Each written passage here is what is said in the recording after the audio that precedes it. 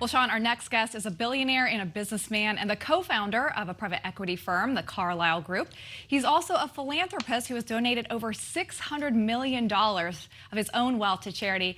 He knows a thing or two about success and leadership and says you create your own luck by working hard and being persistent. And he's got a new book out called How to Lead: Wisdom from the World's Greatest CEOs, Founders, and Game Changers, featuring interviews and conversations with some of the globe's most successful leaders. We now welcome David Rubenstein. David, good to see you, and congratulations on the new book. Thank you very much, and thank you for having me. You know, David, I got my copy. I love it. The thing that I found so interesting about the book is as I was reading about you and your career and how you got into founding the Carlyle Group, going from the Carter White House to doing this new thing of founding a private equity firm in Washington, D.C., of all places, and the adversity you faced getting that off the ground and obviously becoming amazingly successful. I almost felt like I wanted to learn more about you and your style of leadership than, you know, as I was reading the different interviews that you did with the people. Why didn't you want to talk more about your leadership as opposed to other people's leadership? Well, I didn't think people were that interested in my leadership, and I don't really think I accomplished as much as the other people I interviewed. So I thought people would be more interested in hearing from about Bill Gates or Jeff Bezos or people like that. But I did want to point out to people that luck plays a big role in life, and I got very lucky, and hard work plays a big role as well. But failure helps. I failed a lot, and you have to pick yourself up. And so I want to remind people that if you fail, just don't go home and sulk. Go back and get into the arena again, and you'll pick things up, and things can work out. Yeah, I'll tell you, while I agree with everything that you just said, reading your book, I don't know if your definition of failure is the same as mine, because I get where you talk about leaving the Carter White House, but let's just leave it at that for a second, because I would love to fail like you do. But I think the thing that I thought was so interesting is that the trait that you picked out as number one, and you just mentioned it, David, was luck. And I think This is something Lyndsay and I were talking about this before the show.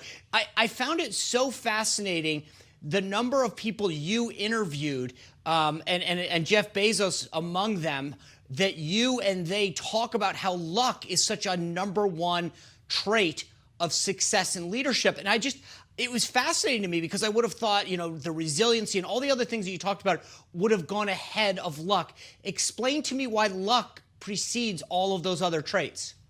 Well, think about it. How did you meet your spouse, for example? If you hadn't been in one place at one time, you know, you might not have met that person, and, you know, let's assume it worked out well. How did you get your first job? How did you get your current position? Suppose you hadn't met somebody that controls this television setup here. How did you meet that person? In my own case, I met a few people that turned out to be very good in investing, and my firm went well. But if I hadn't met one person, I hadn't been to one meeting, if I hadn't gone to one dinner, I might not have met those people. So you can't just say that luck comes out of the sky. You have to make your own luck by going out, meeting people, talking to people, asking people questions.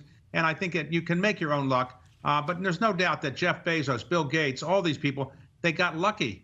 There's no doubt. And they all admit it. And in fact, I think that's why a lot of the great people who are really successful are humble, because they realize there was some luck involved. Now, not every great leader is humble. I recognize that. You probably know a few that may not be humble. I never interviewed Napoleon Bonaparte. I never interviewed Alexander the Great. If you put the great behind your name, you probably can't be that humble, right? But, you know, I would say that generally the people I interviewed are pretty humble, and they realize there was a lot of luck involved. Well, you interviewed some pretty amazing people. What are ones that stand out to you specifically, and why did you choose the folks that are in the book? Well, that's a complicated question, because I interviewed maybe 100 people over the course of the last couple of years, and I now have to tell all the people that I'm sending copies of the book to that I interviewed and didn't put in the book that it was the publisher who chose the people to go in the book, because I don't want to say that I picked them. But I picked people who had a cross-section of skills and so forth. I didn't want people only in business, only in politics, only in the military, only in the arts. So it was a cross-section, and women and men and so forth. I think of all the interviews, I think Jeff Bezos was one of the most interesting ones, and he pointed out something I wish I had known. He said the key to his success is getting 8 hours of sleep a night. Think of all those years I didn't get 8 hours of sleep. If I'd gotten more sleep, I would be more successful. Or he said he doesn't make any decisions before 10 a.m. or after 5 p.m. I wish I had known that. But think Oprah Winfrey. Oprah had a broadcasting career, and she was basically fired in Baltimore, and was going to be out of work. And all of a sudden, things worked out in Chicago, and she became very famous. And now she has the advantage of having a one-name kind of personality. Cher, Bono, Madonna. There are very few people that can get by with one name, and she's one of those people. And actually, her first name was really Orpah. Was supposed to be Orpah, but they got it wrong on the birth certificate, so they printed Oprah, and she stayed with it. It's that luck again, David. Right. The thing that I find fascinating, too, about the Bezos thing was the story you tell in the book about getting an equity share in Amazon and then selling it. Oh. You sold it for $80 million. It's now worth 40, but it doesn't sound like you've done too bad since, so we'll overlook that.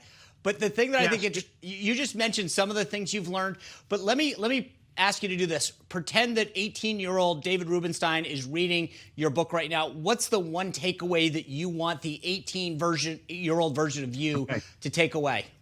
Okay, very good point. The book is really written for young people to inspire them, because we need leaders. A country isn't going to be great if it doesn't have leaders. And I want people to read the book who are young and say, I'm not a superstar. I wasn't a Rhodes Scholar, Supreme Court clerk, All-American athlete. But look at the people running the world today. They weren't those things by and large either. So you don't have to be a superstar in the first third of your life to be successful in the second and third of life. So don't give up. If you fail, keep working, and you can be successful later on in life.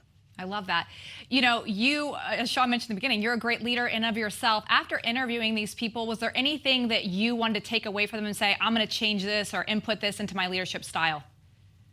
Well, I think I would like to probably, be a little more humble about what I've done, because compared to what they have done, I haven't done that much. They are not much more successful than me, and I realize that I probably need a little bit more humility than I already have.